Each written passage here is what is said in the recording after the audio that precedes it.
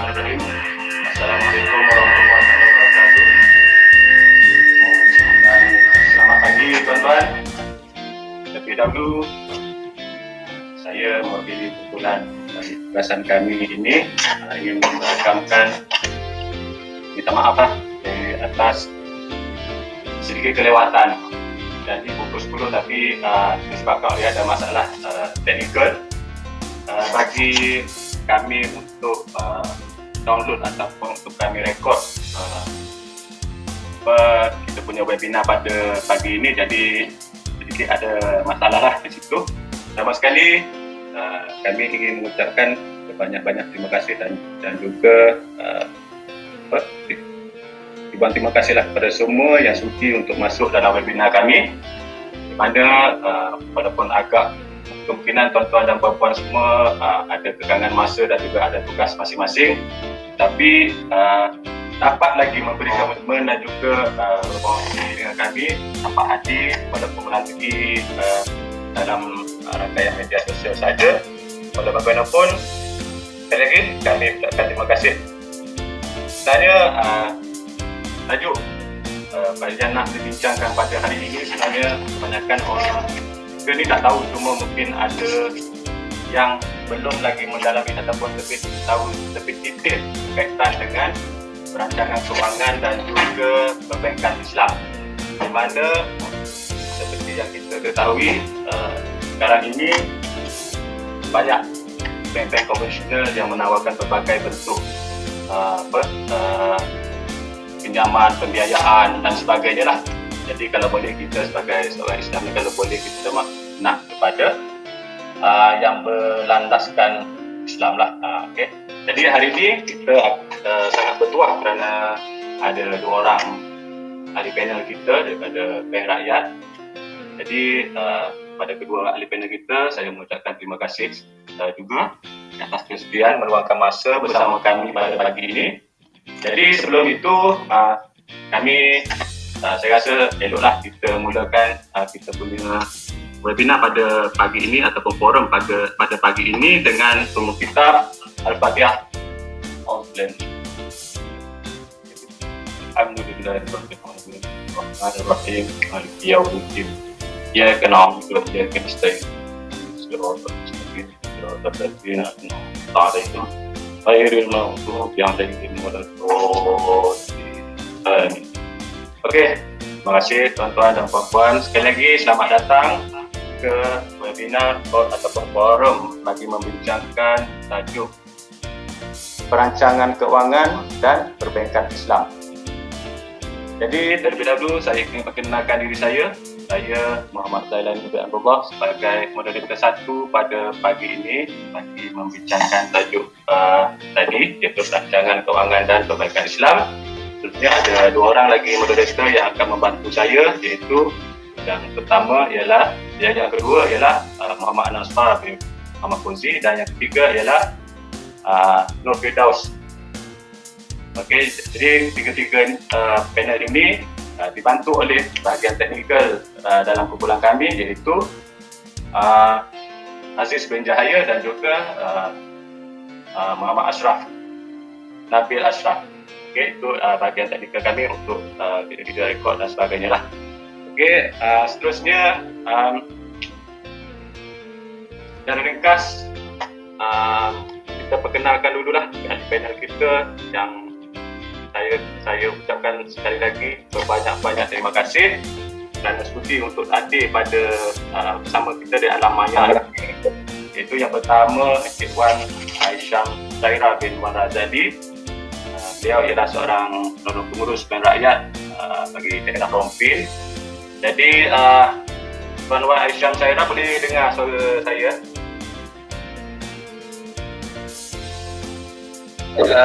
Allah boleh dengar. Okey, terima kasih. Jadi boleh Tuan Wan Aisyam Zaira meneruskan secara ringkas pengenalan diri dululah. Orang kata tak kenal maka tak cinta kan. Jadi perkenalkan diri dulu dan tugas di mana secara sedikit detail lah daripada penerangan ringkas saya tadi. Kita silakan.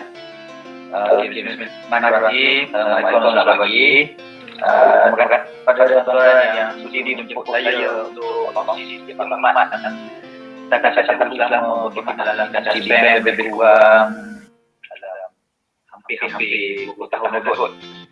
Okay, nama saya dan adalah Aisyah Nazra bin Muhammad Azali. Saya bukan sebagai pengurus rakyat di Sarawak Bank. Mula berkhidmat atau terlibat dalam bidang industri perbankan ini adalah sejak tahun 2003. Saya grad daripada Universiti Utara Malaysia UUM, terus dilantik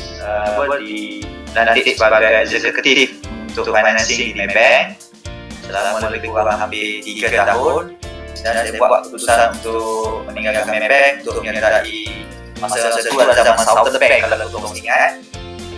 Lepas dari Southern Bank dia merge atau bergabung dengan CIMB Bank. So saya dipindahkan daripada Southern Bank Kuala Lumpur ke CIMB Bank Jalan Serah.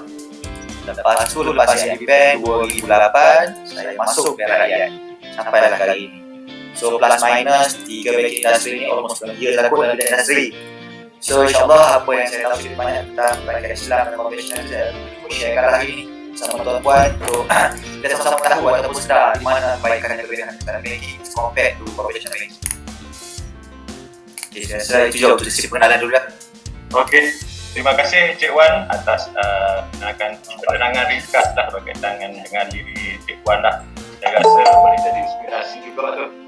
Sebabnya kan panjang juga perjalanan daripada bekas student UUM sendiri dan juga pernah berkecimpung dalam perbankan ni macam-macam bank kan, daripada bank-bank tadi apa semua, dan sekarang ni yang terkini adalah dari Bank Rakyat. Jadi satu pengalaman yang agak luas lah bagi Cik Wan lah. Okay, seterusnya kita pergi kepada panel kita yang kedua, iaitu Cik Muhammad Soleh Yusof. Dia ialah seorang pegawai dari Arah No Bank Rakyat, juga dari Cawangan Rompin lah. Jadi Encik Muhammad Soleh boleh kenalkan diri secara ringkas lah. Dipersilakan. Bismillahirrahmanirrahim. Assalamualaikum warahmatullahi wabarakatuh. Terima kasih banyak-banyak tuan-tuan dan puan-puan sebab sudi jemput saya sebagai panel pada hari ini ya. Alhamdulillah, saya lebih kurang 13 tahun saya berkhidmat di rakyat, macam-macam ni saya duduk di unit operasi, pembiayaan ataupun kita panggil unit kredit. Kalau nak buat loan boleh melalui unit kredit lah. Dan terkini di arah dalam masa 13 tahun ni, paling lama saya pernah duduk di unit operation lah dalam Islam lah, iaitu selama lebih kurang hampir 8 tahun kalau tak salah saya. Lepas tu selebihnya di arah tu dan juga di unit pembiayaan. Okay. Itu sajalah untuk sesi pengenalan saya. Okey, terima kasih Cik Muhammad Soleh. Jadi sama juga dengan panel kita yang pertama tadi, dari segi pengalaman kerja ini sangat panjang lah, sangat lama juga. Macam Cik Soleh sendiri 13 tahun ini satu tempoh yang lama lah. Dikatakan telah mengetahui banyak perkara lah berkaitan dengan Islam ni. Okey, terusnya kita boleh start berkaitan dengan inilah perbincangan kita pada pagi ini. Sebelum itu saya ingin kongsikan ada satu video yang berkaitan dengan perbankan Islam. Walaupun video ini daripada bahasa Indonesia, tapi kita boleh kita boleh ambil hati dan juga kita boleh ambil input yang mahu disampaikan itulah. Okey, sama-sama kita saksikan. Ini Arman yang tadinya sendirian kelak akan berpasangan. Kebutuhan pun akan terus meningkat. Apalagi bila sang buah hati telah lahir. Arman sadar masa depan keluarganya perlu perencanaan keuangan yang matang. Sebagai muslim yang taat, Arman memilih dana yang menambahkan berbasis syariah. Terus syariah mulai dari maisir, gharar, zalim. Maisir atau qimar bermakna judi atau spekulasi. Gharar adalah ketidakjelasan terhadap transaksi jual beli. Zalim adalah mengambil hak orang lain secara tidak benar. Dalam menjalankan fungsi intermediari, bank menghimpun dana masyarakat dan menyalurkan kembali kepada masyarakat yang membutuhkan. Nasabah pendanaan meminjamkan dananya kepada bank. Bank meminjamkan dana tersebut kepada nasabah pinjaman. Bunga tabungan sudah ditetapkan di awal, sehingga sekalipun bank mengalami kerugian, tetap harus membayar bunga kepada nasabah. Demikian juga dengan nasabah pinjaman, wajib membayar bunga atau angsuran sekalipun sedang mengalami kerugian usaha. Nasabah pendanaan menitipkan dana ke bank melalui dua akun, wadiah atau titipan dana, atau mudharabah atau investasi. Bank memanfaatkan dana ini untuk melakukan pembiayaan bagi hasil, sewa, atau jual beli untuk nasabah pembiayaan. Besarnya disesuaikan dengan kondisi keuntungan usaha bank atau nasabah pembiayaan. Bagi hasil dari nasabah pembiayaan disesuaikan dengan kondisi usahanya. Tidak ada yang bersifat zalim. Nasabah yang memiliki kelebihan uang menaruh uang tabungan ini digunakan bank untuk membiayai nasabah yang membutuhkan pembiayaan. Contohnya, Arman yang hendak meminta bantuan bank untuk membiayai pembelian rumahnya. Arman dan bank menjalin kesepakatan dalam bentuk pesanan barang dan janji beli. Bank membeli rumah yang diinginkan Arman dari pihak ketiga atau developer. Setelah itu, bank menjual rumah tersebut kepada Arman dengan keuntungan, di mana harga beli disampaikan bank dan harga jual serta jangka waktu angsuran disepakati antara bank dan Arman. Kemudian, Arman membayar angsuran kepada bank. Dengan begitu, bank mendapatkan keuntungan dan diberikan kepada nasabah pendanaan sesuai nisbah yang disepakati di awal. Regulator tidak mengawasi bank syariah. Sistem perbankan syariah memungkinkan nasabah mendapat pelayanan perbankan yang sesuai dengan tuntutan syariah.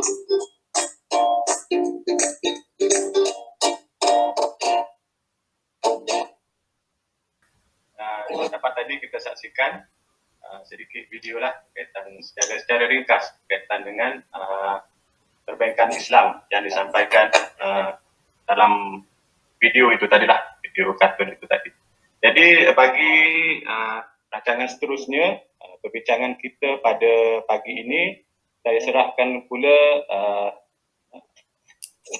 untuk sesi ini kepada panel, kepada moderator yang kedua iaitu Encik Muhammad Nasuha bagi membincangkan tajuk-tajuk dan juga isi-isi yang seterusnya. Okey, saya persilakan Muhammad Nasuha. Persilakan. Terima kasih kepada kita. Saya ingin mengucapkan ribuan terima kasih kepada Cik Wan dengan Cik Torres kerana sudi meluangkan masa, walaupun kita tahu diorang memang sibuk hujung-hujung minggu ni. Terima kasih. Okey, saya mulakan dulu dengan kita punya sejarah perbankan Islam. Di mana dia start, siapa dia punya yang mula berkenaan perbankan Islam. Okey, perbankan Islam sekarang ni dekat Malaysia ni, kita telah diiktiraf di seluruh dunia. Industri kewangan Islam ialah tabung haji pada 1963. Dulu tabung haji ni dikenali sebagai perbadanan wang simpanan bakal-bakal. Sekarang memang dikenali sebagai lembaga tabung haji lah. Okey. Lepas tabung haji itu ditubuhkan, bank pula ditubuhkan pada tahun 1993. Itu kita punya bank yang pertama lah yang betul-betul mengikut syariah. Lepas tu, Bank Negara Malaysia, BNM, dia mengambil keputusan membuka majlis penasihat syariah kebangsaan mengenai perbankan Islam pada Mei 1997. Masa tu industri kewangan ni dia dah semakin besar pada 2004 dan banyak bank-bank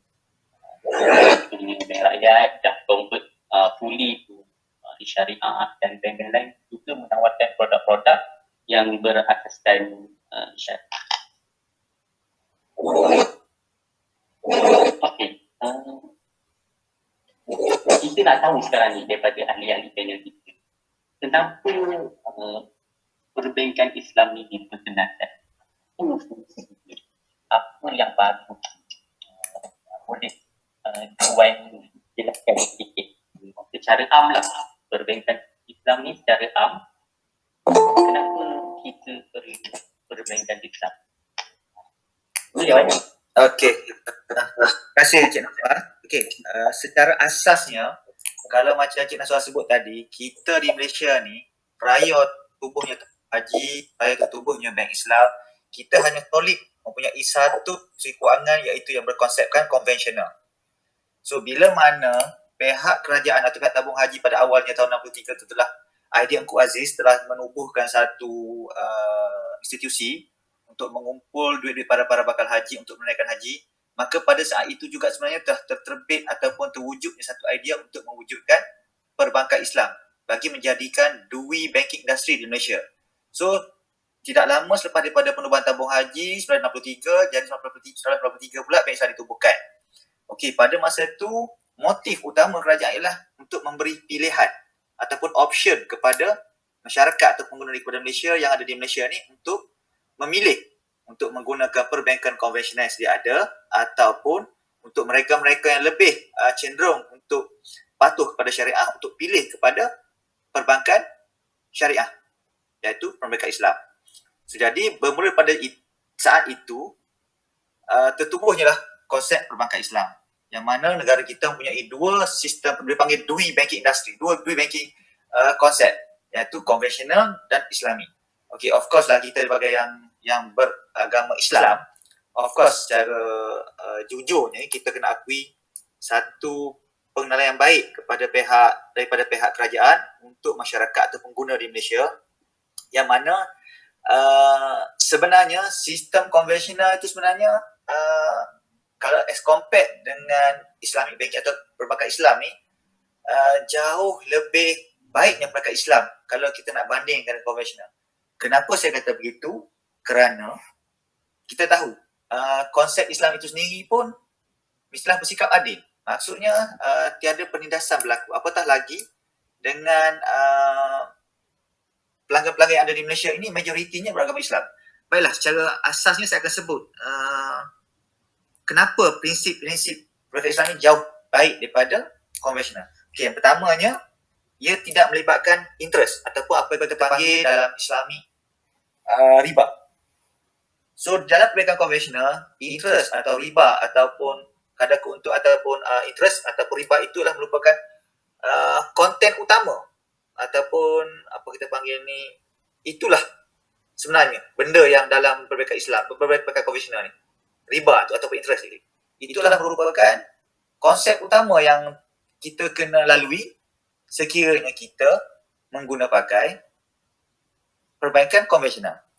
Berbanding kalau kita gunakan Islamic bank, kita hanya menggunakan kadar keuntungan. Mana dua benda yang berbeza.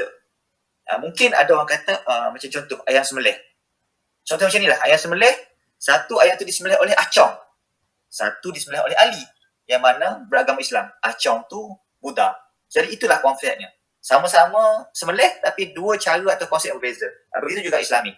Riba dengan interest. Dua-dua menggunakan riba dengan keuntungan. Dua-dua benda sama tapi cara keadaan pengolahan atau penghasilan benda tu ialah lalu berbeza. Okey, yang keduanya konsep paling penting juga ialah halal dan haram. Dalam Islamic principle atau perbankan Islam, halal dan haram tu jelas. Dia tak ada 50-50, tak ada black area, tak ada gray. Memang jelas. Kalau halal, halal. Haram is haram. So berbanding pula dalam konvensional, halal haram ni tolak tepi. Janji profit, janji riba, janji interest, janji untung. Itu bendanya. Okey, yang ketiganya, seperti mana yang kita tengok dalam video tadi, ada beberapa konsep yang disebut oleh video tadi sepertinya haram, riba, ghairah, zalim, ikhtiar dan maisir. Semua konsep-konsep itu ialah konsep yang sama sekali tidak terlibat dalam perbankan Islam.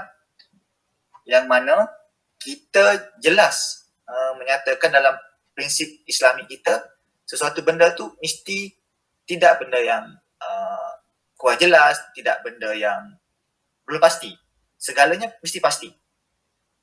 Sebagai contohnya, salah satu kebaikan perbankan Islam yang saya nak share dengan tuan-tuan, kalau tuan-tuan masih ingat lagi lah, tragedi ataupun bukan tragedi lah, satu senario pada tahun 1997 di mana kita mengalami world punya krisis, ekonomi world crisis, di mana kita compare satu situasi di mana pelanggan yang mengambil konvensional punya produk dengan satu pelanggan yang mengambil Islamic punya produk. Contohnya pembiayaan perumahan ataupun pinjaman perumahan dalam konvensional kita panggil.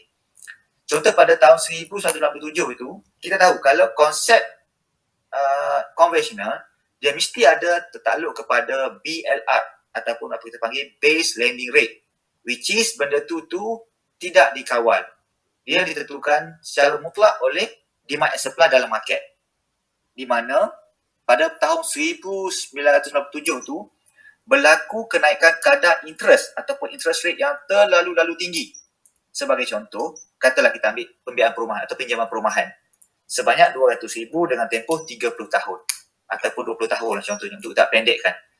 So jadi pada masa tu, katalah si Acong yang mengambil konvensional ni, pada masa standard angsuran bulanan ni katalah dalam untuk 200,000, 20 tahun mungkin kata dalam 1,500. Okey, pada tahun 1997 tu disebabkan kenaikan yang tak terkawal ataupun tiada harga shilling dalam penentuan kadar faedah, menyebabkan Acong tu terpaksa bayar daripada 1,500 sampai 3,000 sebulan. Jumlah pinjaman sama, tempoh sama, tapi dia terpaksa membayar berlebih 2 kali ganda daripada angsuran sebenar yang terpaksa bayar. Sebabnya tak ada ketentuan dalam dia punya produk tadi. As compared tu kalau kita ambil konvensional yang Islamic punya konsep, katalah si Ali, dia ambil pembiayaan perumahan, sama jumlahnya Acong, 200,000, tempoh 20 tahun, tapi dia menggunakan konsep Islamic. Bila konsep Islamic, kita ada satu ketetapan, tak ada ketentuan. Kita dah tahu dah, bila kita masuk agreement, masuk kita punya perjanjian ataupun nak untuk deal sign agreement tu, kita dah tahu harga shilling. Harga shilling tu maksudnya whatever interest rate ataupun kadar keuntungan yang mencanak naik, bank tak akan tuntut seperti harga konvensional yang mana open to the floor.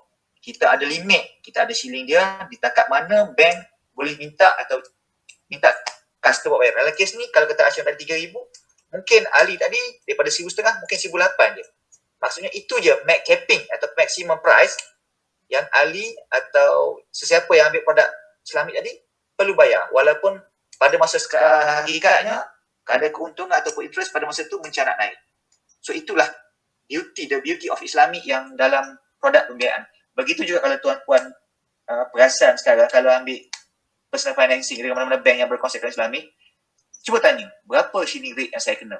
So dinyatakan secara jelas dalam agreement tu, sekiranya berlaku ketidaktentuan ekonomi sekalipun, berlaku kenaikan kadar keuntungan, kadar interest yang terlalu tinggi sekalipun, dalam Islamic punya konsep, dia jelas nyata dah. Ada banyak ni cik perlu bayar. Cik tak perlu risau. Itu benda yang saya rasa ramai orang tak sedar, tapi itu bendanya sebenarnya the beauty of Islamic itu sendiri dalam konsep perbankan Islam.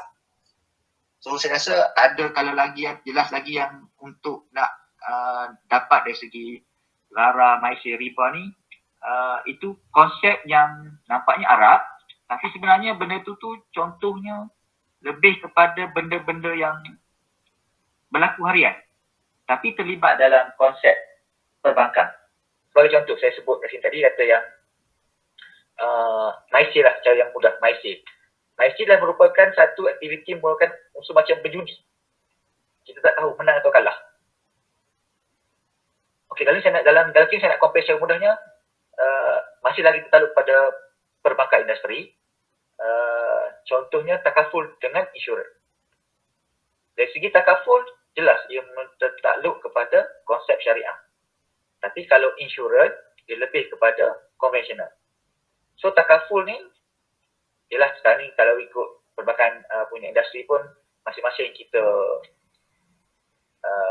diminta oleh pihak top management kita atau pihak pengurusan kita untuk membuat cross selling. So, jadi kita kena compare takaful dengan insurans. Sedangkan benda tu konsepnya sama, masih lagi dalam konsep perbankan Islam, banking industry. Sebab banking ni sebenarnya dia satu produk dipanggil bangka produk. Cuma dalam biar rakyat ni kita tak ada produk sendiri untuk jualkan. Jadi kita jual produk orang. Jadi nak menggambarkan walaupun dalam konsep yang berbeza, Islamik dengan konvensional, terminologi tu juga ada juga perbezaan untuk kita punya pemahaman hari ni. So saya rasa yang lain lagi, saya rasa insyaAllah saya akan cuba jelaskan lagi detail lepas ni kalau ada apa-apa lagi yang tak jelas lah. So saya minta serahkan balik pada pihak moderator kita lah. So Cik Nasuha atau Cik Ja. Okey.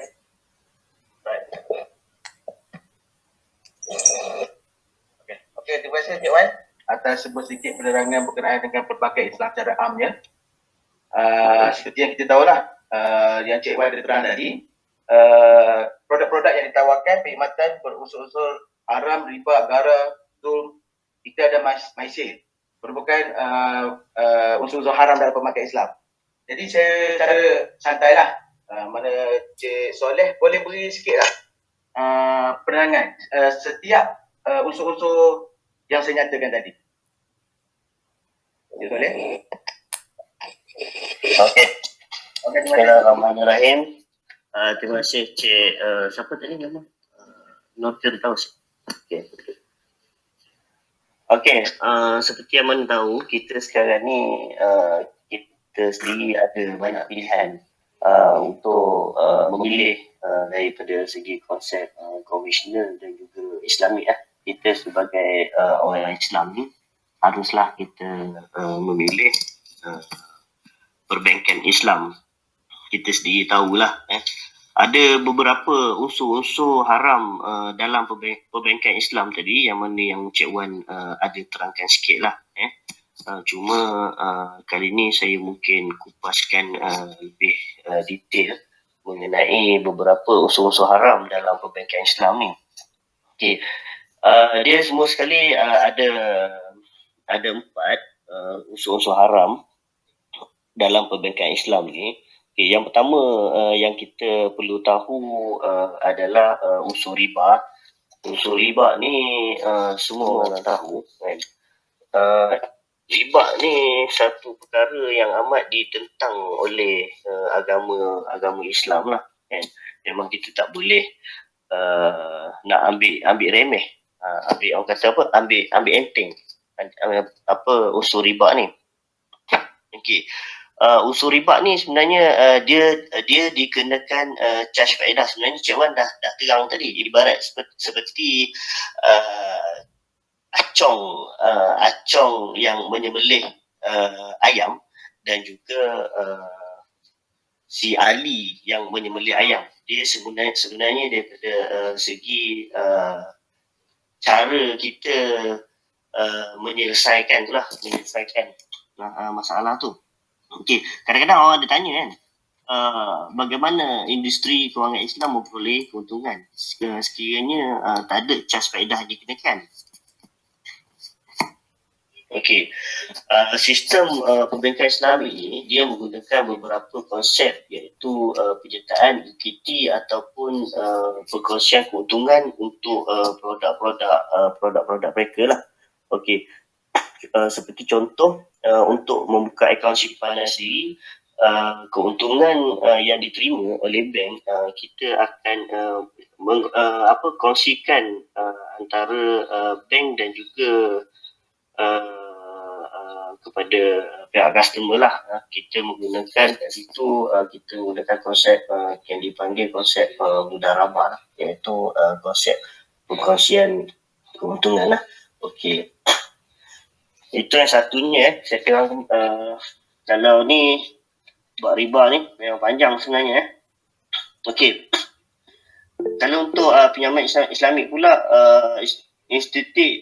pihak institusi kewangan Islam menggunakan beberapa konsep syariah yang mengelakkan riba, iaitu garar, zulm, ikhtiar dan maisir. Okey, yang keduanya kita pergi pula kepada garar. Apa pula garar?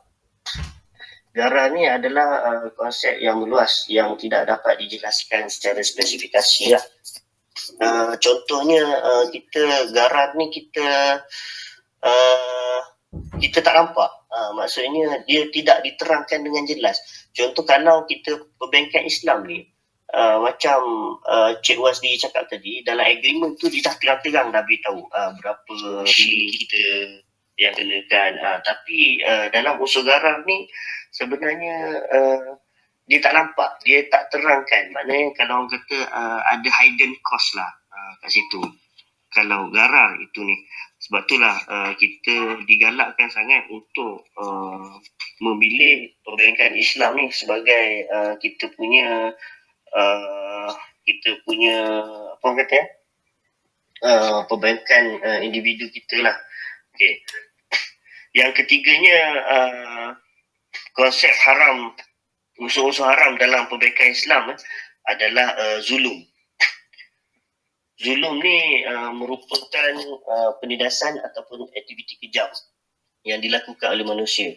Okey, konsep zulum ni dia ibarat macam ni. Contohnya kalau si Ali ni dia nak beli tanah kan. Dia nak beli tanah dengan Makcik Piah. Okey, Makcik Piah, tapi dia beli tanah ni secara zalim lah. Contohnya Makcik Piah ni tak nak jual, tapi dipaksa-paksanya. Itu tak boleh lah. Yang tu yang kita panggilkan sebagai zulum lah. Okey, yang keempatnya Malaysia. Malaysia ni pun Cik Wan ada terang juga tadi sikit. Okey, Malaysia ni dia mempunyai unsur-unsur konsep seperti perjudian. Kalau kita perjudian ni dia masuk pertandingan ataupun pertaruhan. Ibaratnya macam kita berlumba kuda lah. Kita tak tahu lagi dia punya apa. Kita tengok orang lumba kuda, kita tak tahu kuda yang mana menang, kita taruh, kita menang. Itu adalah maisir. Sekarang ni ada juga sebenarnya saya tengok kalau aktiviti pertandingan banyak juga unsur-unsur maisir ni sebenarnya. Mungkin kita tidak dipertengahkan benda ni kan. Contohnya kan, apabila sesuatu organisasi membuat pertandingan, pertandingan tu digunakan hadiah pertandingan digunakan untuk yuran pertandingan digunakan sebagai hadiah. Yang itu pun sebenarnya tak boleh juga tu. Dia ada unsur-unsur perjudian kat situ. Memang tak boleh. Sepatutnya untuk mengadakan pertandingan ni, kita kena mengeluarkan duit sendiri dulu. Kita tak boleh menggunakan duit daripada yuran tu sendiri. Kalau tu untuk pengetahuan am lah semuanya. Okey. Yang mana kita tahu judi ni adalah satu aktiviti yang sama sekali haram di sisi agama Islam. Oleh itu, konsep perbankan Islami akan mengelakkan aktiviti, produk dan perkhidmatan yang punya unsur-unsur malaysia itulah. Okey. Yang lainnya saya boleh serahkan balik kepada Cik Firdaus. Kalau ada tak faham boleh, saya rasa boleh tanya direct kot. Kita two-way conversation kan.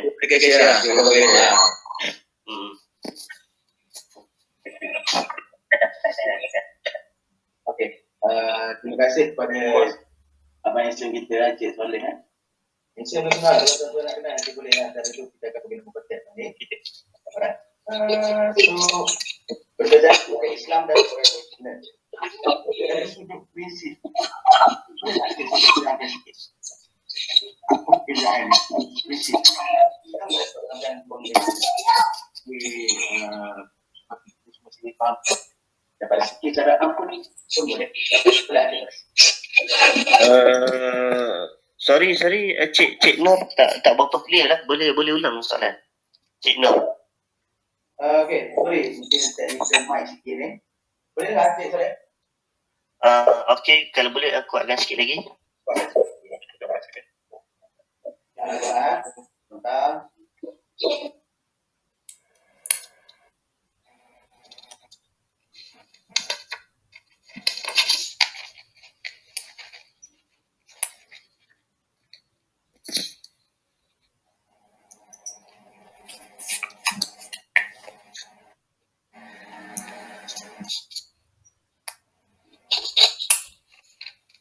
Okay, so kita tukar station sikit sekarang ni. Alright. Boleh? Okey. Boleh? Okey, boleh. Okey, clear. Terima kasih atas penerangan berkaitan unsur-unsur haram dalam pelbagai Islam. Dan semestinya pelbagai Islam dan pelbagai profesional mesti terdapat perbezaan dari segi prinsip. Jadi boleh Cik Soleh share sikit untuk kita punya viewer ni pemahaman secara am lah perbezaan dari segi prinsip.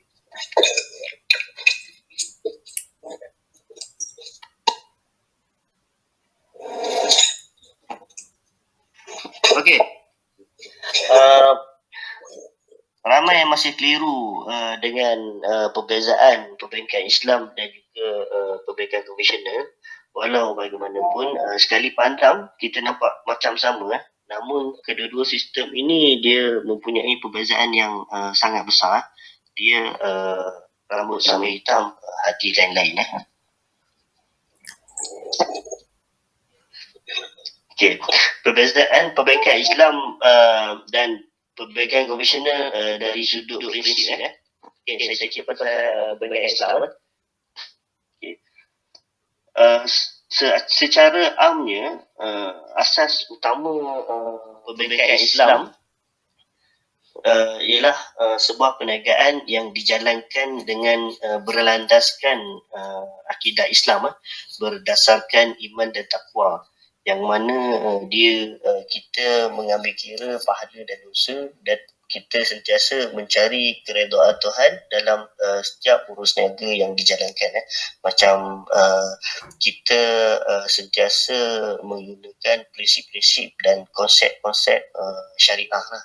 Macam yang saya sebut tadi, pada awal tadi saya sebut seperti kita dalam akaun simpanan sendiri kita menggunakan sistem perkongsian, iaitu perkongsian sama rata di antara customer dan juga pihak bank lah. Itu contoh-contoh kalau perbankan Islam. Okey, kalau perbezaan perbankan konvensional pula, perbankan konvensional ni dia perniagaan dia berasaskan mencari keuntungan dengan maksimum. Dia tak kira apa asalkan dia untung. Apa benda semua yang dilanggar. Macam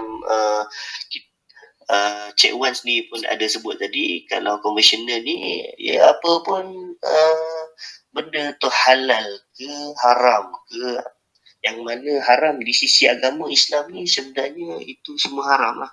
Contohnya ada konsep-konsep, ada kedai-kedai yang menjual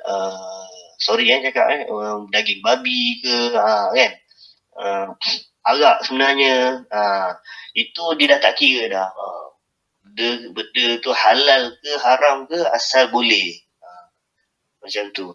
Itu perbezaan dia antara perbankan Islam dan juga perbankan konvensional. Perbankan konvensional ni dia tak ada akidah, pahala ataupun dosa. Kebanyakannya kita tengoklah juga, kebanyakannya kalau kita tengok, kalau contoh, saya bagi contoh kedai lah kan, senang. Kalau kedai kita tengok kedai-kedai Cina, macam tu memang dia tak ada konsep-konsep Islamik tu, memang tak ada lah, dah tentunya lah dah nama kedai Cina kan. Okey. Walau bagaimanapun tak bermaksud sebenarnya perbankan konvensional adalah sistem yang buruk. Cumanya dia perbezaan daripada segi prinsip antara perbankan Islam dan konvensional adalah begitu ketara jika kita buat perbandingan lah. Okay. Seterusnya saya sambung, saya bagi Cik Fida pula lah. Okay. Ada apa-apa lagi soalan nak tanya? Hello? Clear tak? Clear tak? Assalamualaikum. Waalaikumsalam. Boleh saya bertanya? Boleh. Ini berkenaan, saya daripada Yasin daripada Kuantan. Okey. Saya nak tanya tentang Ar-Rahnu. boleh jawab ke kalau saya tanya tentang berkaitan arah ni? Boleh, tak tahu. Okay, nanti Okey. sebentar lagi. Oh, belum. Tak usah sabar. Kita tahu kita tengah excited ni nak tahu lebih lanjut apa produk kaitan. Okey. Nanti saya tunggu sesi soal jawab. Ya, terima kasih. Terima kasih. Okey, so terima kasih Cik Soleh. So saya akan sambung ke moderator saya wakilkan untuk tanya soalan yang seterusnya untuk sesi ini. Cik nampak saya.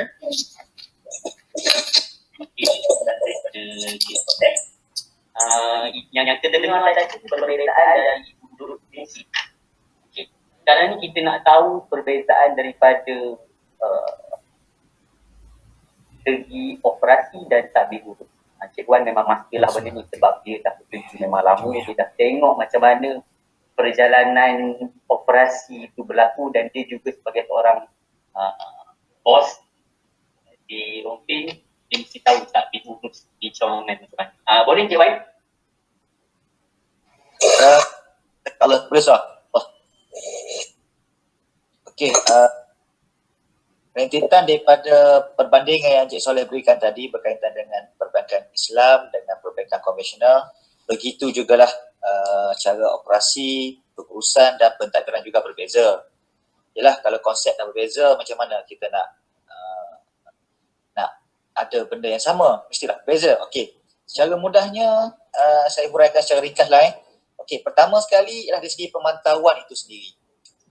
Okey, kalau untuk perbankan syariah ataupun Islamic banking, pemantauan tu macam yang Cik Suha sebut pada awal kita punya introduction tadi, ada satu jawatankuasa ditubuhkan oleh pihak bank negara itu sendiri yang bertujuan untuk memantau segala urusan dalam perbankan Islam bagi memastikan setiap produk atau perkhidmatan yang ditawarkan tu mengikut landas ataupun 100% comply dengan syariah punya rules ni. Okey, badan tu kita panggil tu Majlis Jawatankuasa Penasihat Syariah dan Audit Syariah. Begitu juga di Bank Rakyat. Setahun sekali, suka atau tidak, pihak audit syariah ni akan mengunjungi ke cawangan dan akan buat semakan pematuhan untuk memastikan 100% pematuhan terhadap prinsip-prinsip Islam ni dipatuhi sepenuhnya. Di mana satu laporan juga akan dikeluarkan untuk cawangan tersebut sama ada 100% comply, ada ketidakpatuhan ataupun memang tak patuh.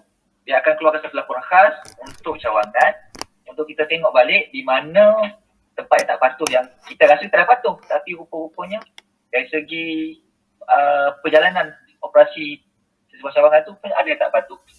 So itu ialah satu bentuk pemantauan secara terus daripada pihak bank itu sendiri.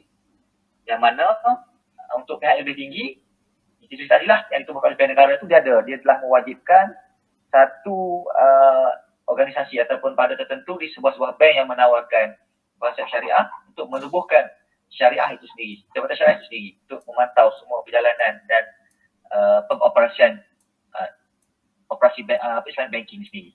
Itu dari segi pemantauan.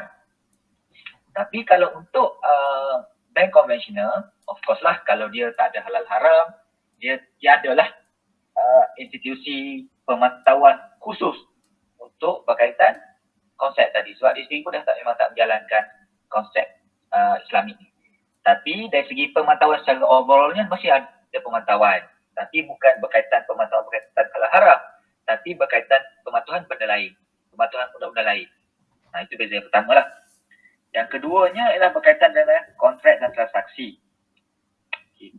Di banking, di perbankan Islam, kita selalu sebut macam kita kata agreement itu sebenarnya kontrak. Itulah kontrak antara dua parti, pihak pelanggan dengan pihak bank. Okey. Kontrak transaksi ni kontrak dan transaksi adalah satu aktiviti utama di dalam mana-mana sistem kewangan. Bagi perbankan Islam, segala kontrak dan juga transaksi yang berlaku perlu 100% patuh syariah yang mempunyai seperti prinsip wadiah, wakalah, tawaruk dan sebagainya. Maksudnya, setiap satu kontrak yang terlibat dalam perbankan Islam mesti kepatuh kepada prinsip-prinsip tertentu yang terlibat dalam Islami tadi tu. Yang dia kata wakalah, tawaruk dan sebagainya. Sebagai contoh, kalau kita sign agreement untuk pihak pribadi.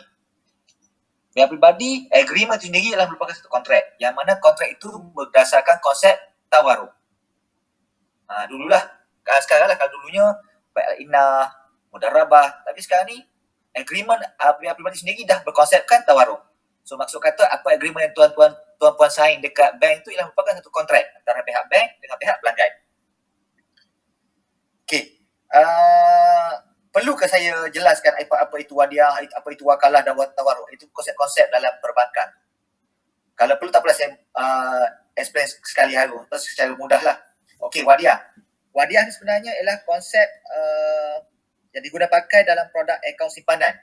Yang mana bila tuan-puan buka akaun simpanan di bank rakyat, sebenarnya ataupun di bank mana sekalipun lah yang menawarkan produk Islami ini, konsep Islami ini, secara langsung telah melibatkan konsep wadiah, iaitu konsep sebagai pemegang amanah kepada pelanggan. Okey, itu wadiah. Okey, manakala pula untuk yang wakalah pula ialah merupakan satu konsep kontrak di mana satu pihak yang berkontrak itu mewakilkan kuasanya kepada pihak lain untuk melaksanakan tugasan ataupun assignment tertentu lah yang patuh syariat secara sukarela dengan imbuhan ataupun upah. Wakalah itu wujud pada wakil sendiri. Kalau tuan-puan perasan atau sign agreement untuk pihak pribadi di perak sendiri pun dia ada surat wakalah, letter of wakalah namanya. Maksudnya kat sini pihak tuan-puan menyerahkan kuasa daripada tuan-puan kepada pihak bank untuk meneruskan agenda ataupun transaksi yang berikutnya untuk matlamat yang telah ditentukan pada awal tadi.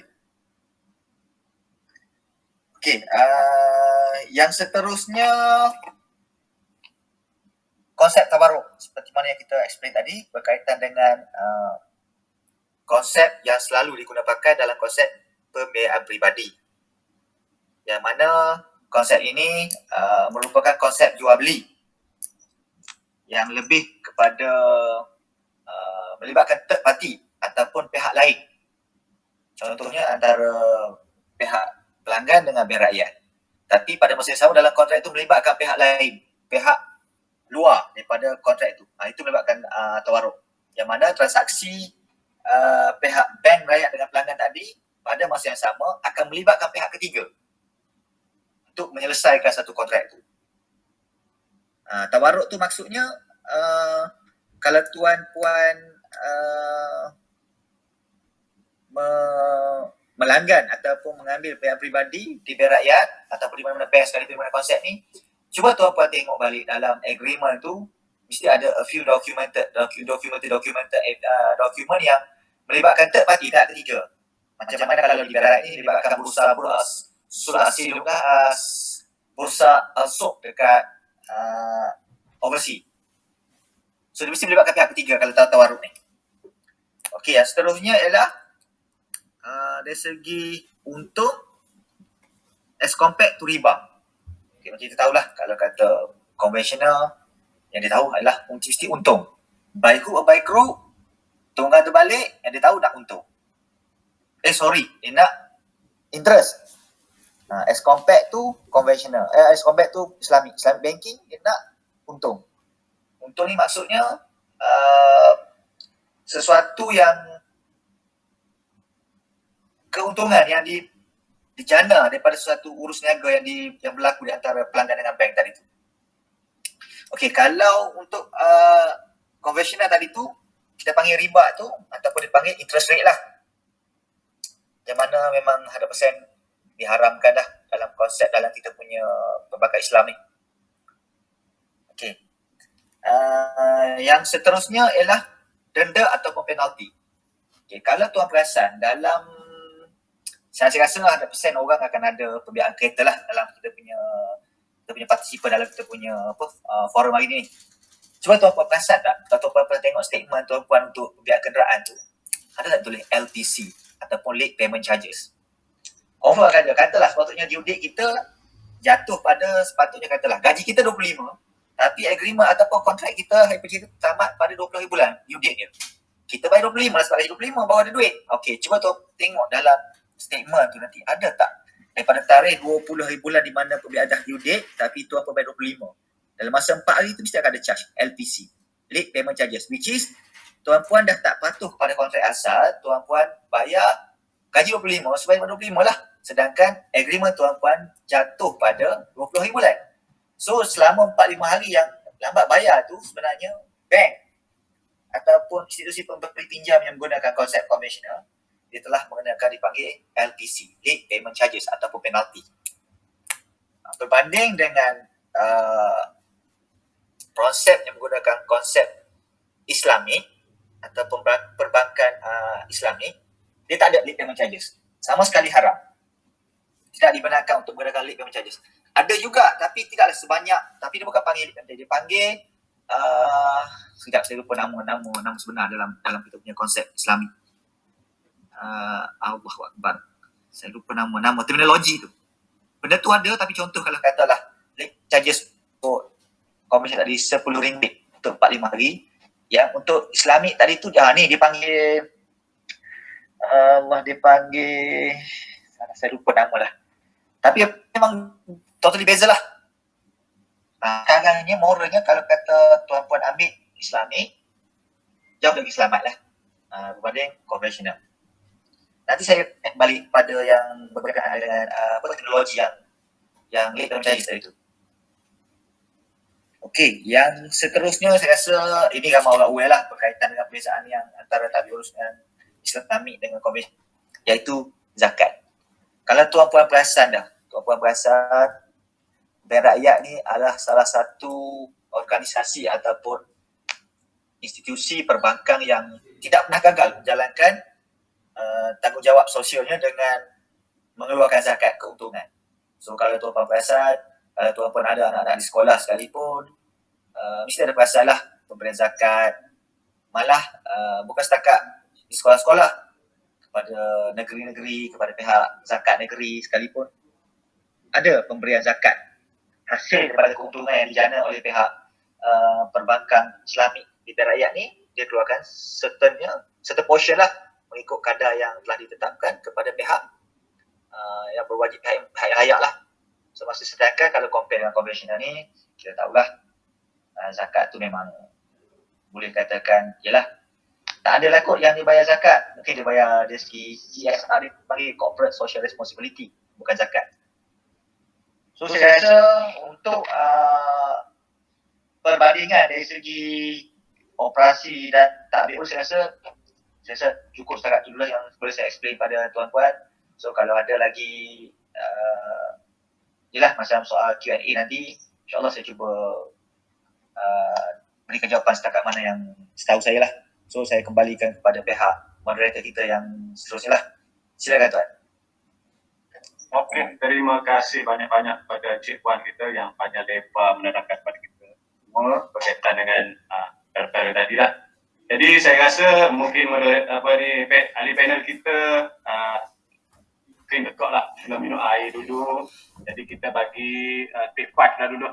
Take 5 dalam berapa minit kita bagi 5 minit take 5 dulu kepada panel kita, kedua-dua panel untuk rehat untuk ini dulu, dan kita akan sambung sekejap lagi selepas 5 minit tu berkaitan dengan produk-produk yang ada dalam Ar-Rahnu dan juga dalam Bank Islam. Saya rasa boleh tu Cik Wan kita. InsyaAllah boleh. Kita take 5 dulu untuk 5 minit. Boleh. Kita sambung. Terima kasih.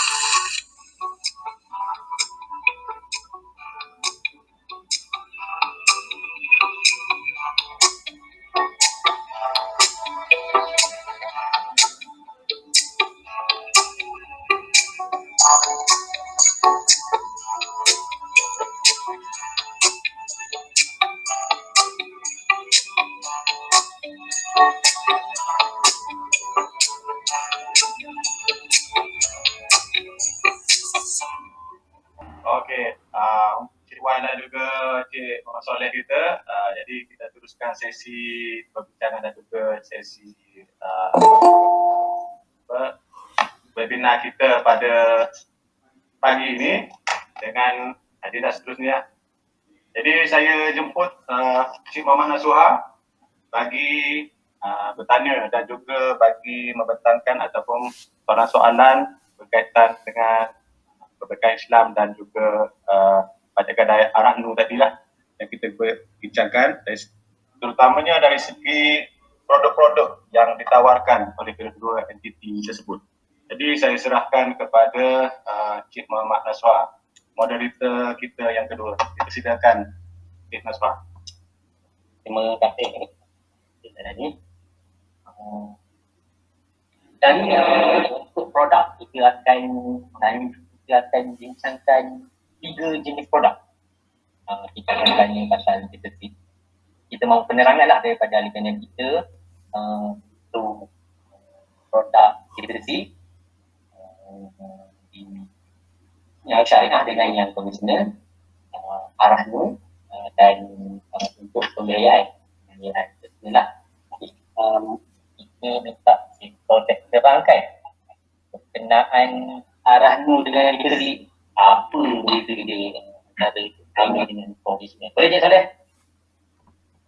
Boleh. Terima kasih Cik Nasuha. Okey.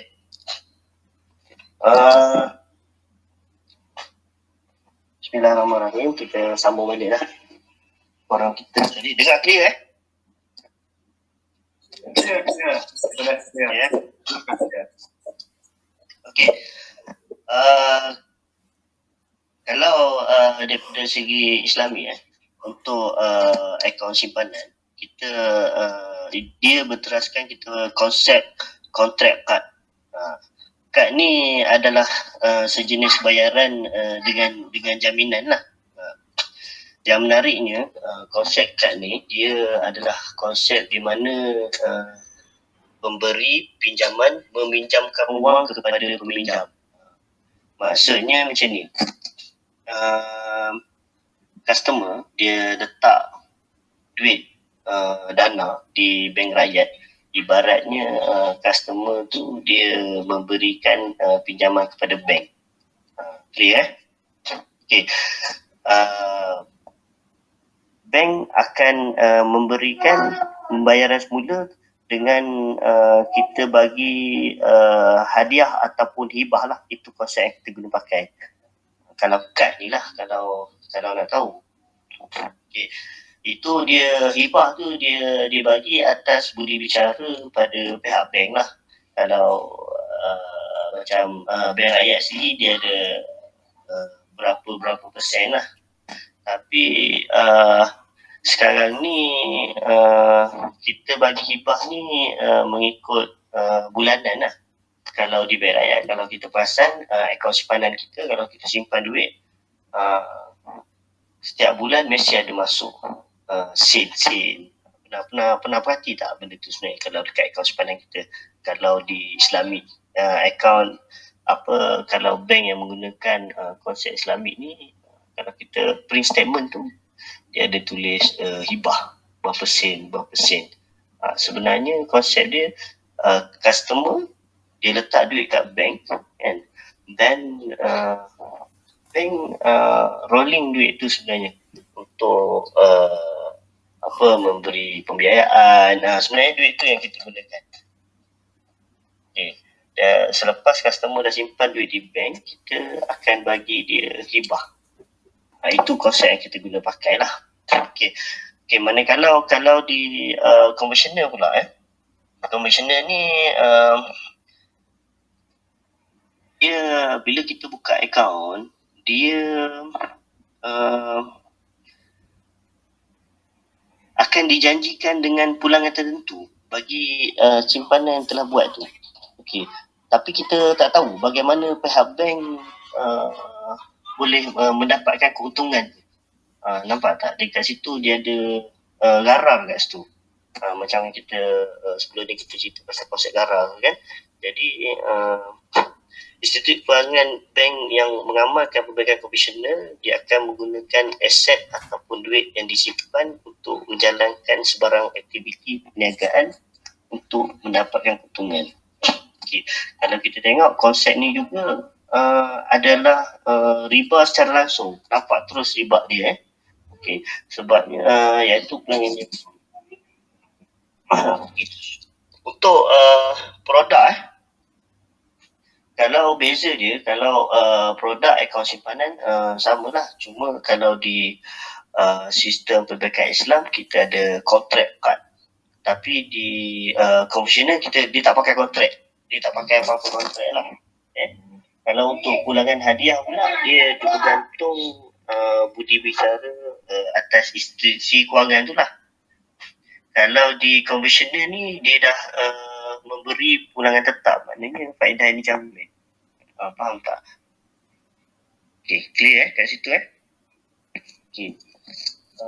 Sebenarnya ada beberapa lagi deposit yang kita ada di bank rakyat, deposit akaun simpanan dan juga deposit akaun simpanan tetap lah. Untuk akaun simpanan tetap sama juga duit akaun simpanan tetap tu dia bagi ke bank akan rolling untuk memberi pembiayaan kepada pihak customer yang ingin membuat pembiayaan peribadi lah. Kat situ di pembiayaan peribadi tu kita akan ada cas keuntungan di situ. Yang cas keuntungan tu lah yang kita akan kongsikan ataupun kita hibahkan kepada pendeposit yang simpan di akaun simpanan kalau di bank rakyat lah.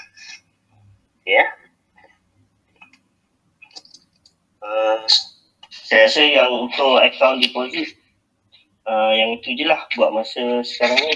Sekarang ni saya terus kepada Arano ataupun nak sambung bahagian pembiayaan peribadi dulu kan?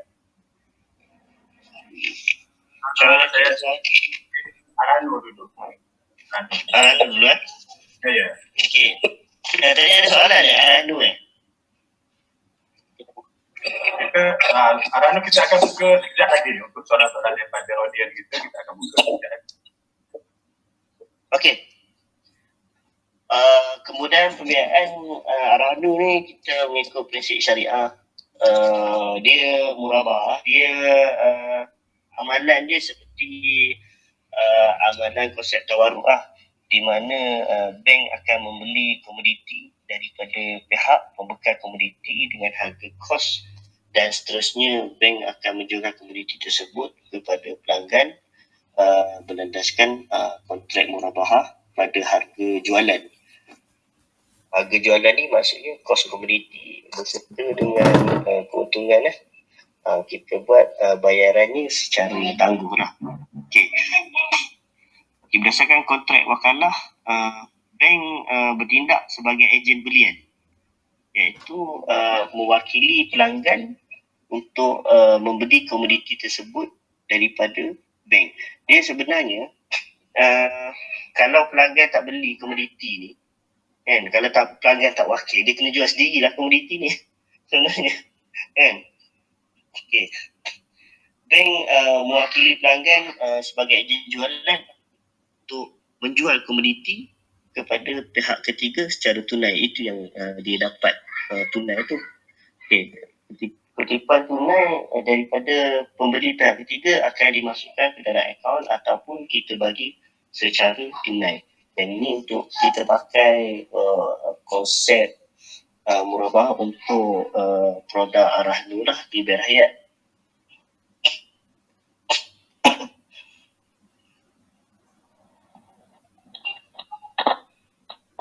Kalau customer, kadang-kadang ada juga customer dia tanya kan, boleh tak kalau saya nak buat pilihan sama ada dia nak ambil fizikal atas komoditi yang dibeli tu. Okay. Sebenarnya memang ada pilihan sama ada untuk membuat fizikal ataupun untuk minta bank wakilkan untuk menjualkan komoditi tersebut. Kalau dia nak sendiri, dia kena jual komoditi tu, baru dia dapat dia dapat cash yang dia nak lah. Okay, daripada segi bayaran keuntungan pula, bayaran keuntungan ni dia dibayar sebenarnya pada tarikh matang keuntungan setiap 6 bulan. Okay. Katakanlah customer datang nak letak barang gadaian, kita akan bagikan dia tempoh selama 6 bulan, iaitu 18 bulan lah. 6 bulan pertama customer dia kena datang dulu bayar keuntungan. Dia kena datang sebelum ataupun pada tarikh yang diberikan. Okey, contoh kat sini katakanlah customer datang pada 1 hari bulan 1 2021 kan. Jadi bayaran keuntungan dia akan kena bayarkan 1 hari bulan 6 2021 untuk 6 bulan pertama. Okey, apa akibat kalau dia tak bayar? Okay. Bila dia tak bayar bayaran keuntungan ni, pihak bank boleh melelong barangan emas yang diletakkan kepada bank tu, digadaikan kepada bank. Boleh melelong barang emas, tapi pihak bank ni, kita di Bank Rakyat, kita ada orang kata masih lagi tidak sekejam tempat-tempat gadaian pajak-pajak Cina yang lain. Okay, kalau Bank Rakyat, kita masih lagi bagi masa sebenarnya kepada customer lebih kurang dalam 2 minggu. Kalau ikutkan kita dah berhak untuk melelong barang tu, tapi kita bagi masa lagi untuk customer selamatkan barang untuk bayar keuntungan dia. Okay, itu 6 bulan pertama. Bila dah sampai 6 bulan kedua, bayaran keuntungan tu dibuat secara sama juga. Okay. Bila sampai yang ketiga, barang gadaian berikut tidak boleh lagi dibayarkan keuntungan. Maksudnya sekarang ni, kalau dia pajak gadai, kita bagi tempoh masa selama 18 bulan, iaitu 6 bulan. Okay. Sampai 6 bulan yang terakhir, dia tidak boleh lagi untuk buat bayaran upah simpan yang kita panggil. Upah simpan tu tak boleh buat bayaran dah, kecuali dia kena datang kalau dia tak, banyakkan customer ni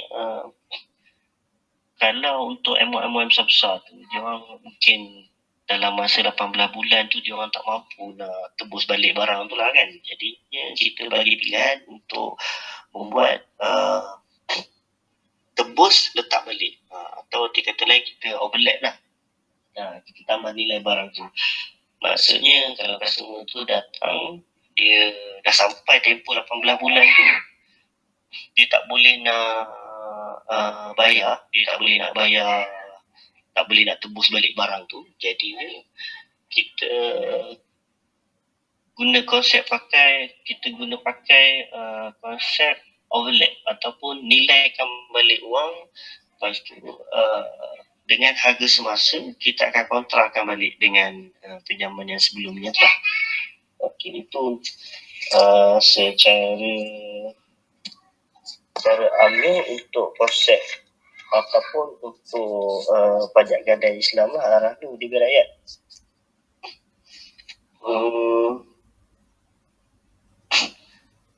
Okey, yang lain saya rasa tak ada apalah. Kalau ada apa-apa soalan mengenai arah tu boleh tanyalah nanti ya. Okey, terima kasih kepada Encik Soleh. Itu pasal banyaklah pasal arah nu dan dikritik di rakyat berkaitan dengan COVID-19. Okey, kita pergi kepada pembiayaan. Pembiayaan nanti. Ini produk ni memang rata-rata government semua dia so Cik Ian boleh promote sekali ke dalam ni ada ni yang government semua. Okey tuan, pembiayaan pribadi. Okey, bismillahirrahmanirrahim. Okey, sebelum saya proceed further dengan comparison ataupun produk institusi kewangan apakah Islam dengan konvensional, saya sebutkan berkaitan dengan terminologi lah. Okey, kalau pembiayaan, tahu tak bila sebut je pembiayaan mesti sebab kalau pinjaman dalam Islam sendiri dia tak menggalakkan pinjaman. Sebab tu kalau kita tengok dalam promotion untuk daerah rakyat sendiri ataupun mana yang menggunakan konsep Islamik, dia tidak menggunakan perkataan ataupun ayat pinjaman. Dia mesti menggunakan perkataan atau teknologi pembiayaan. Sebabnya tadilah pembiayaan pinjaman itu sendiri telah tidak digalakkan dalam Islam. So, jadi terminologi itu pun dah mencerminkan produk sendiri. So balik kepada produk Islamik tadi. Kalau kata pembiayaan, tak kira lah pembiayaan pribadi ke, pembiayaan kenderaan ke, pembiayaan rumah ke, mesti kat depan tu ialah pembiayaan, bukannya pinjaman. Kalau konvensional, pinjaman perumahan, pinjaman kereta, pinjaman kenderaan. Kalau konvensional, itulah dia punya terminologi yang selalu digunakan, pinjaman.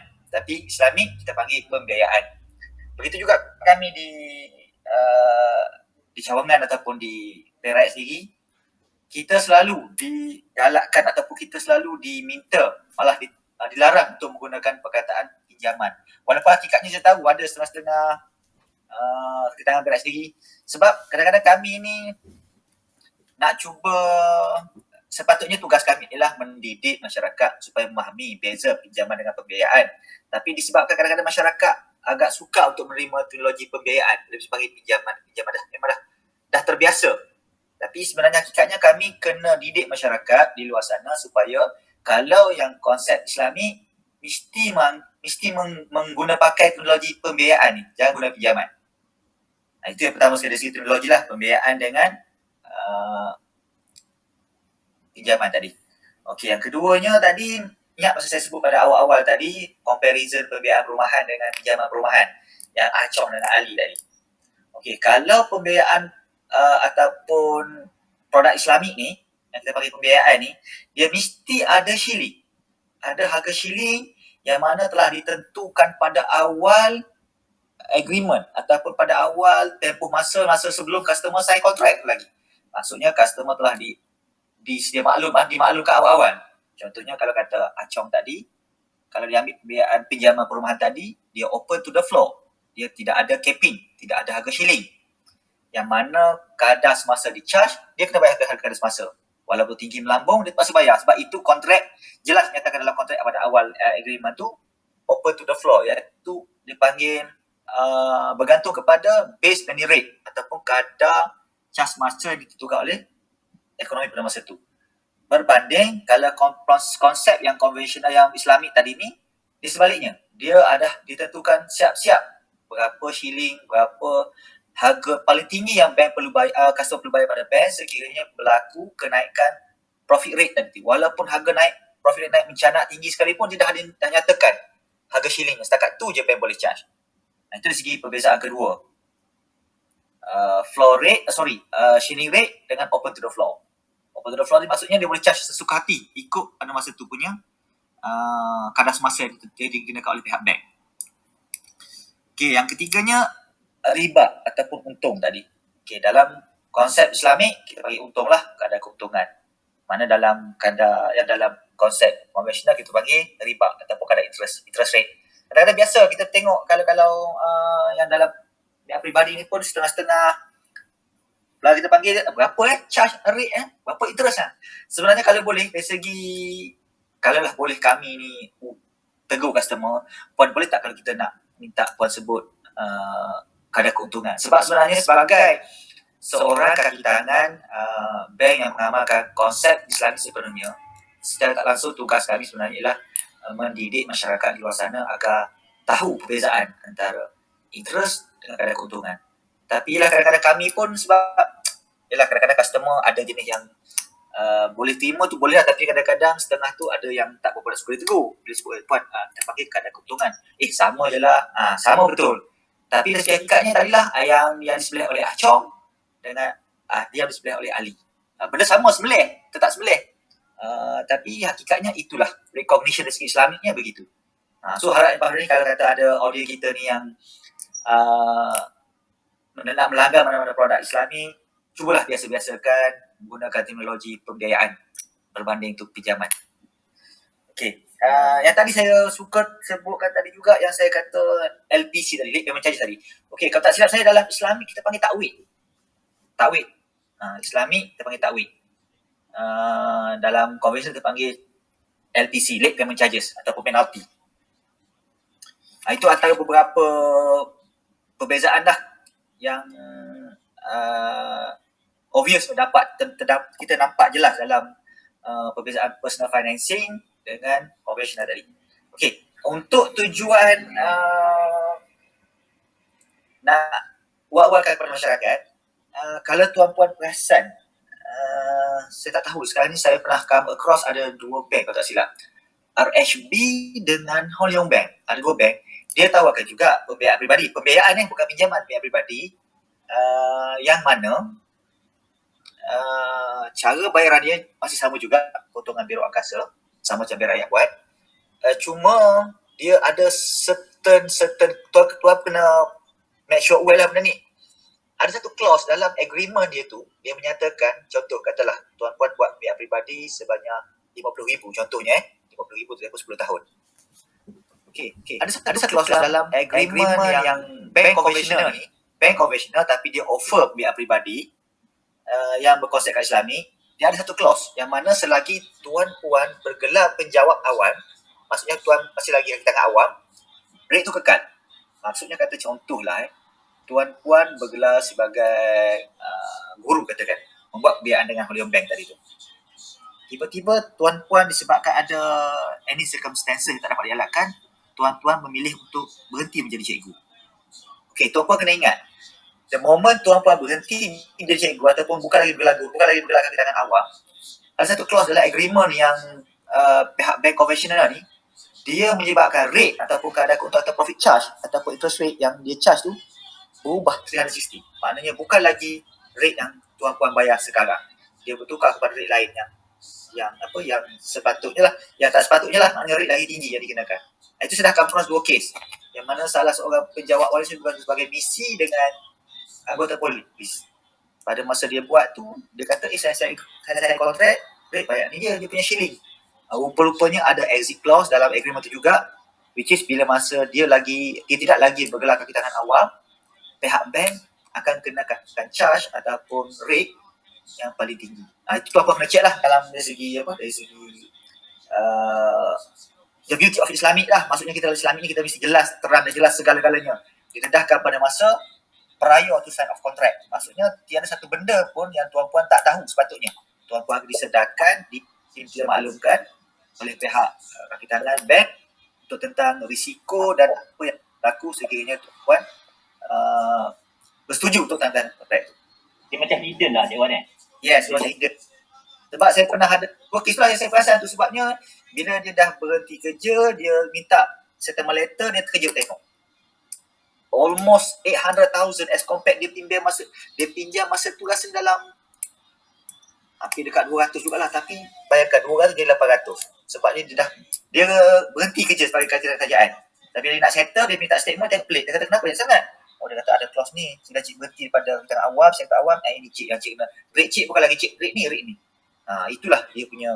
So kena make sure lah kalau ada kawan-kawan yang cuba nak buat dengan koperasi ataupun dengan pihak ini. Hakikatnya sebenarnya kalau, saya cerita pengalaman secara asasnya bank konvensional ataupun commercial bank. Saya balik pada asas lagi lah. Bank di Malaysia ni ada 3 kategori penubuhan sesebuah bank di Malaysia. Pertama sekali kalau tuan-puan perasan dipanggil bank saudagar ataupun merchant bank. Yang kedua commercial bank, bank perbankan konvensional seperti Maybank, Holion Bank, CIMB Bank, Afin Bank, semua bank ada sekarang, OCBC, UOB. Yang ketiga ialah bank koperasi ataupun yang ditubuh di bawah DAFIA, Development and Financial Institution Act. Bank ni macam BSN, Bank Rakyat, Agrobank. Tiga ni ialah di bawah bank atau dipanggil DAFIA punya Act. So ketiga-tiga bank ni ia ditubuhkan untuk memainkan peranan ataupun tanggungjawab atau function dia yang berbeza-beza. Contohnya merchant bank. Merchant bank ni, bank saudagar ni, dia hanya boleh offerkan dia punya function ataupun dia punya servis hanya kepada syarikat-syarikat konglomerat sahaja. Yang biasanya nilai dia 250 million above. Maknanya jumlah produk dia mesti 250 juta dan ke atas lah kalau dululah masa saya belajar dekat universiti dulu. Itu merchant bank. Sekarang kita nampak banyak yang dah tak ada. Lepas tu conventional bank, commercial bank macam Maybank. Untuk bank ni, kalau dulunya, masa saya belajar dulu, the only bank yang boleh offer account semasa ataupun current account ialah commercial bank. Sebab tu kalau tuan tengok dulu, commercial bank, Maybank, mesti ada blue check, ada account semasa. Tetapi, kita mengikut blueprint, bank negara punya blueprint, pada masa yang sama, as time goes by, dia dah offer, dah benarkan bank-bank DAFIA atau yang Development Institution Act tadi macam Maybank, macam Bank Rakyat, Agrobank, BSN untuk menawarkan juga current account tapi tanpa buku cek. Itu 3 kategori yang perbezaan bank-bank di Malaysia yang saya ingat saya belajar lah. Balik kepada tadi yang kata commercial bank tadi, bank-bank di Malaysia tadi seperti Maybank, Holion Bank. Kalau tuan tahu, bank-bank di Malaysia, commercial bank ni, dia sebenarnya fungsi asas sebuah bank ni ialah bertindak sebagai unit yang mengumpul duit orang yang lebih. Maksudnya duit customer ni banyak, tak tahu nak pakai, tak tahu nak letak kat bank. Bank pula ambil duit ada tu, pergi buat gunakanlah duit tu untuk fungsi-fungsi yang sebagai bank lah, seperti pembiayaan, pinjaman ada berbagai benda lah. Tetapi bank negara juga ada satu kekangan kepada commercial bank ni. Seingat saya, commercial bank ni dia tidak boleh benarkan gunakan duit yang customer dia simpan dekat bank tu untuk offer pinjaman peribadi. Kenapa tak boleh? Sebab, kalau tuan masih ingat, tuan sendiri pun sedar saya rasa, kalau pihak peribadi ni dia tak ada apa-apa cagaran. Dia panggil unsecured financing. Unsecured financing tu maksudnya tiada apa-apa cagaran, tiada apa-apa collateral yang disandarkan kepada bank untuk dapatkan pembiayaan tu. Contoh tuan buat pihak peribadi 100,000 dengan bank rakyat. Bank rakyat tak minta pun, you kena cagar rumah ke, cagar tanah ke, cagar apa-apalah, cagaran, tak ada. Unsecured. Tu kita panggil unsecured, tanpa cagaran. Itulah yang ditegur ataupun itulah yang ditegah oleh pihak bank negara. Dia tidak membenarkan bank-bank ni sewenang-wenangnya memberikan pembiayaan peribadi kerana tanpa cagaran. Sebab customer fikir besar.